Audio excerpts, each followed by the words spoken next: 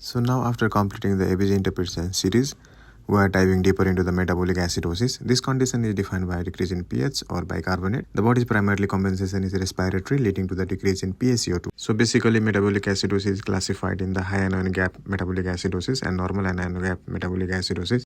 We can simply remember it by HAGMA and NAGMA. Causes due to the excess acid production due to the kidney overproduction of the ketone bodies, and the causes are ketoacidosis due to diabetic, alcoholic, and starvation. Another cause include the lactic acidosis and maybe due to AUT, that include the alcohol, uremia, and toxins. Alcohol due to methanol or ethylene glycol, uremia due to severe renal failure, and toxins due to salicylates and aspirin. Now let's talk about NAGMA, that is the normal anion gap metabolic acidosis.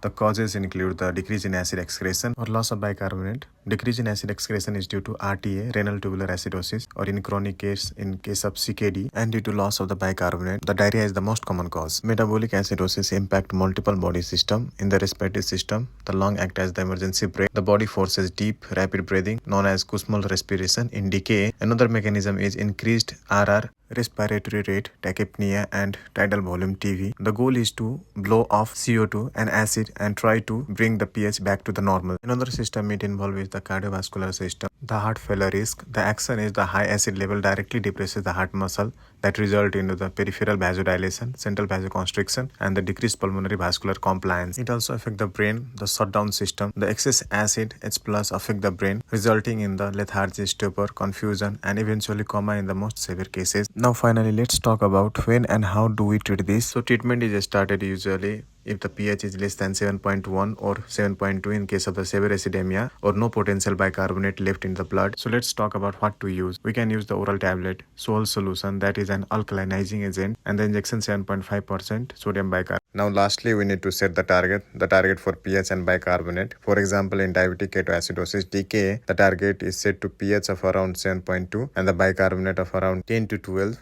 So by this we conclude the topic for the metabolic acidosis. Next we will talk about the metabolic alkalosis. Please like and subscribe for the more content. Thank you.